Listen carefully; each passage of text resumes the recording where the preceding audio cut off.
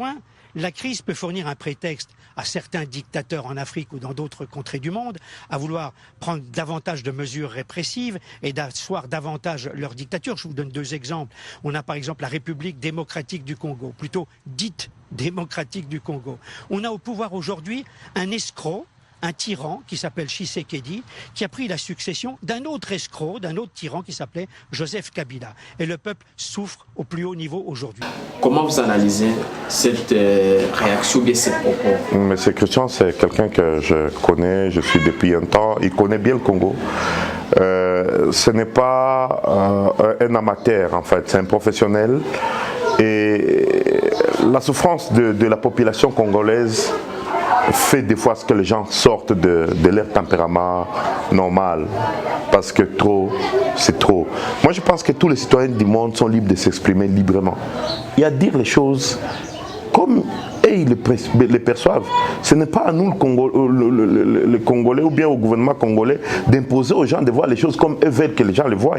Les gens du monde, les citoyens du monde sont libres de percevoir les choses comme ils les veulent, comme ils les conçoivent. Et c'est dans cette optique-là que moi je concède à M. Christian ses propos. C'est un grand journaliste, il sait ce qu'il dit. Et je pense que si on était des démocrates, on les laisserait. Peut-être qu'il fallait trouver quelqu'un d'autre qui penserait différemment de lui, mais pas l'intimider au point de le faire retirer ses propos. Ça prouve évidemment qu'il avait raison de vous qualifier comme il l'a fait. Alors c'est quel fondement il s'est basé sur quel fondement, bien sur quel propos, bien sur quel fait d'arriver de qualifier tout un président? Mais ils connaissent, mon frère, les recettes de ces pays vont où?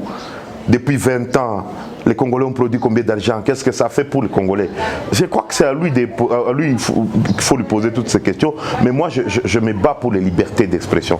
Moi, j'estime qu'un grand journaliste de sa trempe, il est libre de dire les choses comme il les voit, comme il les conçoivent, comme il pense que ces choses se présentent. C'est aussi des méthodes dictatoriales d'intimider les gens qui ne voient pas les choses comme vous. C'est tout ça la dictature en fait. La dictature instaurée par... Mais évidemment par les gens qui ont publié des communiqués, qui l'ont insulté sur des réseaux sociaux. Ce n'est pas ça la démocratie. La démocratie c'est d'accepter que les gens vous disent que vous êtes cancre parce que vous l'êtes.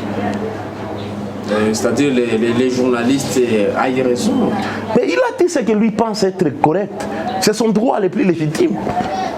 Alors pourquoi, selon vous, il y a ces agitations surtout? Évidemment parce que la vérité, elle est amère partout. Les gens ne l'aiment pas, ne l'acceptent pas. Ils veulent que nous tous, nous soyons les djihadistes et nous disions des choses à la fille Moukoko, je ne sais pas. Mais il y a des gens dans le monde qui ne sont pas congolais, qui estiment que c'est ça qu'ils sont. Mais c'est leur droit, le plus légitime en fait. Les Trump sont insultés à longueur de journée. Les Kagame ici n'en parlons pas. Mais est-ce qu'ils intimident les gens? Ils les laissent. Ils trouvent d'autres facteurs pour les répondre. Donc vous apportez votre soutien? Je pense que j'apporterai mon soutien à tout le monde qui réfléchirait librement et qui dirait les choses comme ils les conçoivent. C'est ça la liberté, la démocratie pour laquelle nous faisons des prisons, pour laquelle nous enterrons nos frères Lee qui est mort et tout ça. C'est pour cette liberté, pour la démocratie. Et moi je ne peux pas cracher d'ici aujourd'hui parce qu'on a qualifié les gens de... C'est un citoyen du monde, c'est un grand journaliste, il est informé, il est libre de dire les choses comme il les voit. Tenez ce soir à revenir sur votre chronique de jeudi dernier, parce que vous vous êtes un peu emballé, il faut le dire, sur la République démocratique du Congo. Oui, emballé, c'est le cas de dire. Oui, Jean-Charles, lors de ma chronique dans nos journaux de la semaine dernière, j'ai tenu des propos qui ont heurté, et je le comprends, le président Tshisekedi et le président Kabila, ainsi que le peuple de la RDC. Alors, vous savez, c'est malheureux à dire, mais c'est comme ça. Il y a des fois, hélas, malheureusement, où les paroles peuvent dépasser la pensée. Ça a été le cas. Ça a été le cas. De ma propre initiative, et je le répète, de ma propre initiative, je tiens à m'en excuser sincèrement, auprès du président Tshisekedi, auprès du président Kabila, mais aussi auprès du peuple de la RCD. Et puis, j'ai envie de leur dire que je leur souhaite bonne continuation et courage dans cette période où le coronavirus ébranle la planète tout entière.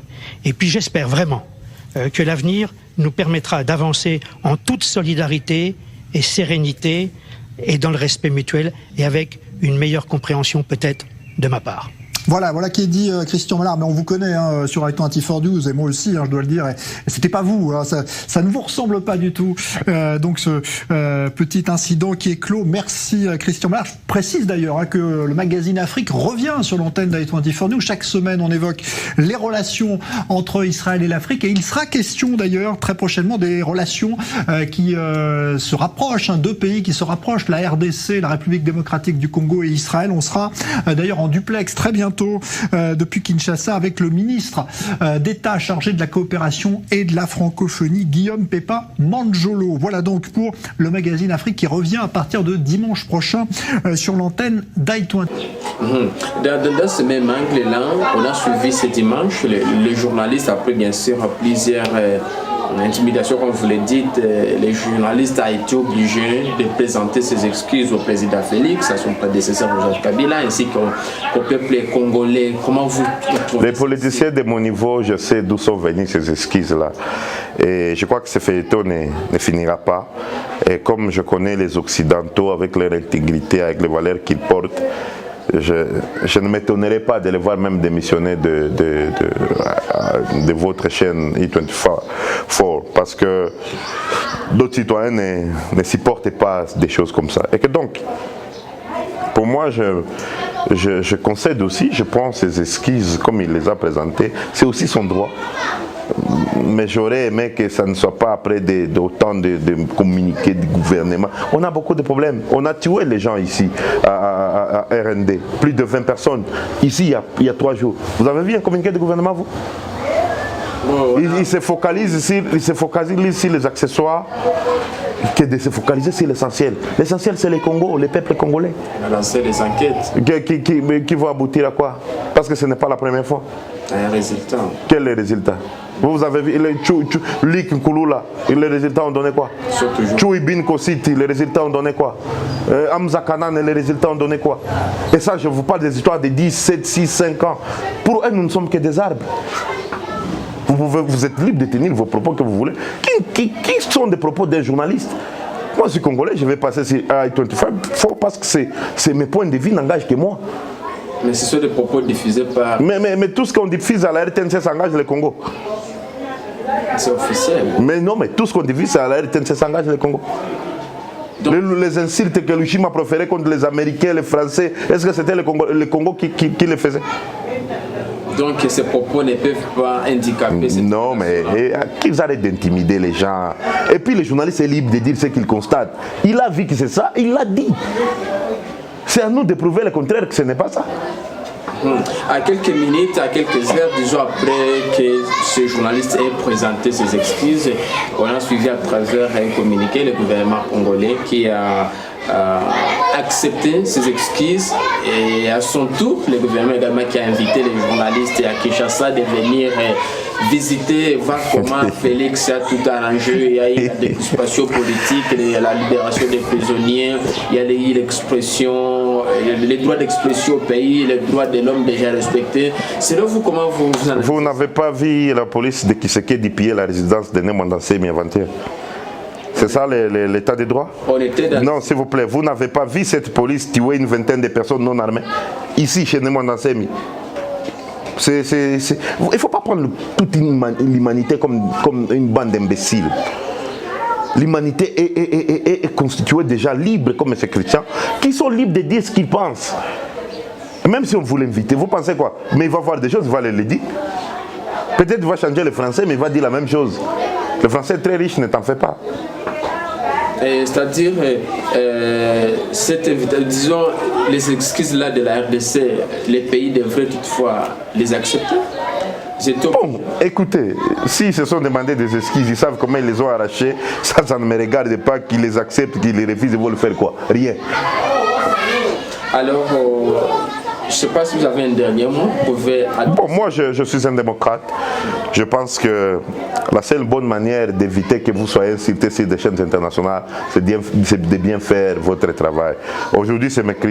Christian, demain ça peut être Steve, après demain ça peut être un Brésilien, parce que les souffrances, la misère du peuple congolais commence à crier trop fort et le monde ne va pas rester insensible de voir plus de 80 millions d'humains vivre comme des bêtes dans leur propre pays, un pays aussi riche. La seule bonne manière d'éviter que le monde continue à vous insulter, c'est de prendre conscience, d'arrêter la corruption, de devenir des démocrates, de développer le pays, de ne pas développer vos familles et vos fortunes. C'est aujourd'hui M. Christian, demain ça va être quelqu'un d'autre. Mais peut-être l'avant-dernière question, M. Patrick Mundeke, vous êtes un pro-Katumbi, l'un de ses conseillers. Est-ce qu'insulter, surtout Joseph Kabila, comme un escroc, un tyran, c'est pas aussi insulter Moïse Katumbi qui a travaillé attendez, Katumbi c'est un responsable, c'est un homme d'État. Katumbi a protégé les activistes des droits de l'homme. Lui-même, je vis des témoignages à Lubumbashi. Quand Kabila voulait arrêter certains activistes des droits de l'homme, Katumbi les mettait dans sa voiture à lui, gouverneur des provinces, et les faisait traverser la province, la frontière zambienne, pour les sauver de l'arrestation de l'ANR. Vous voulez lier le bilan de deux personnes? L'un croit aux valeurs morales, croit à la démocratie, croit aux libertés des citoyens, croit à toutes ces valeurs-là. Et l'autre, il est ce qu'il est.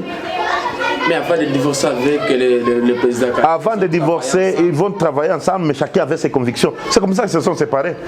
Quand ils ont atteint des lignes rouges, ils se sont séparés. Je vous dis, Katumbi, gouverneur, protégeait des activistes des droits de l'homme, il les faisait traverser la frontière. Avant qu'il quitte, après avoir quitté Kabila, il est parti dans l'opposition, il a travaillé avec Félix dans l'opposition. Est-ce qu'il n'y a pas vraiment une connotation? Ce qui est vrai que Félix a trahi la ligne du peuple congolais. Que chacun le dise comme il le dit, Félix sait dans son âme et conscience, il a trahi le sang des Congolais. Il a trahi la lutte de la population congolaise. Il a peut-être même trahi son propre père en allant faire un deal avec Kabila au détriment de la population congolaise. Il faudra que nous le disions combien de fois. On peut dire que c'est le même cas avec Moïse Katumbi, parce qu'aujourd'hui, c'est le dernier Katumbi serein. Non, moi je suis conseiller de Moïse Katumbi. Katumbi est bien dans son coin, il se concentre à créer notre parti politique Ensemble pour la République. C'est ce qui nous préoccupe. Les folklore, les tralala, les ondis, ça ne nous empêche pas de fonctionner. Nous savons qu'en ayant un système structuré, nous allons arriver à sauver et à libérer notre pays. En collaborant ce traitement avec je vous dis, nous ne faisons pas la politique d'Autriche. Qu'est-ce qui va nous donner que nous n'avons pas? Qu'est-ce qui va nous donner que Kabila ne nous avait pas donné? Vous n'avez pas les pouvoirs. Nous, ce n'est pas les pouvoirs pour les pouvoirs. Qu'est-ce qu'on fait de ces pouvoirs-là? Les Congolais continuent à mourir ici. La famine continue à tuer les gens. Le corona, on est en train de perdre le contrôle à Kinshasa. Qu'est-ce qu'ils font de ces pouvoirs? Aucune route, aucun développement, que des détournements. 100 millions, 200 millions, 500 millions. C'est ça ce que nous vivons. C'est ce pouvoir-là que vous voulez que dans laquelle vous voulez que nous participions, non? Il y a des avancées avec les 100 jours. Monsieur le journaliste, les 100 jours, c'est la plus grande arnaque que ce pays ait connue depuis 60 ans. C'est-à-dire la plus grande arnaque d'État que ce pays ait connue depuis 60 ans. Est-ce que l'aide d'urgence apportée par le FMI, le Fonds monétaire international, à 25 pays pauvres, dont 15 en Afrique, peut aider à limiter les problèmes causés par cette pandémie? Je ne pense pas. Vous avez raison, parce qu'en fait, ils vont saupoudrer 500 millions de dollars sur 25 pays, dont 15 pays africains, vous venez de le dire. On y retrouve, bien entendu, le Mali, le Burkina Faso, le Tchad, par exemple, qui, avec ses 15 millions d'habitants, ne dispose que de 6 lits pour réanimation.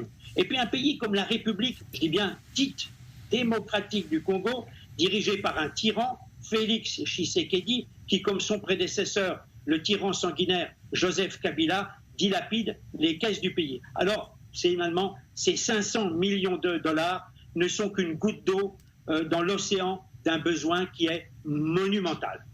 Teniez ce soir à revenir sur votre chronique de jeudi dernier, parce que vous vous êtes un peu emballé, il faut le dire, sur la République démocratique du Congo.